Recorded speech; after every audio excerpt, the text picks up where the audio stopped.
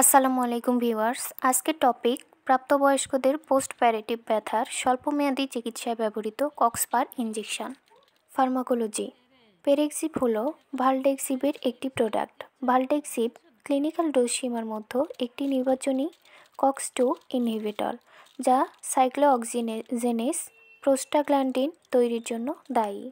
কক্স-2 নিম্বুস photon implantation এবং ductus arteriosus বন্ধ, renal function নিয়ন্ত্রণ এবং কেন্দ্রীয় স্নায়ুতন্ত্রের ফাংশন যেমন জ্বর আনয়ন, ব্যথা উপলব্ধি এবং গানিয়া ফাংশনের সাথে জড়িত। এটি আলসার নিয়ন্ত্রণেও ভূমিকা রাখতে পারে। মানুষের গ্যাস্ট্রিক আলসারের চারপাশের টিস্যুতে কক্স-2 শনাক্ত করা হয়েছে, কিন্তু আলসার নিরাময়ে এর প্রাসঙ্গিকতা প্রতিষ্ঠিত হয়নি। বয়স অনুযায়ী এর ব্যবহার।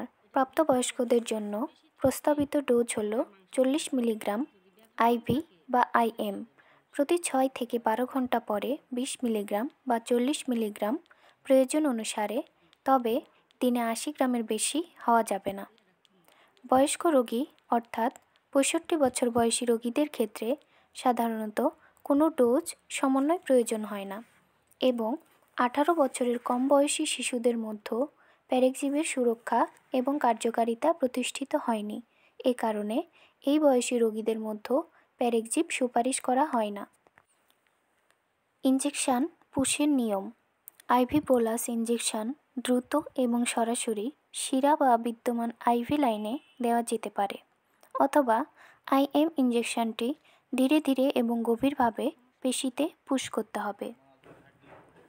পার্শ্ব প্রতিক্রিয়া: রক্তচাপের পরিবর্তন, পেট ব্যথা, বমি, বদহজম, কোষ্ঠকাঠিন্য, গোড়ালি ও পা ফুলে যেতে পারে, অসাড়বোধ হতে পারে, ত্বক ব্যথা, মাথা ঘোরা এবং ঘুম কমে যাওয়া।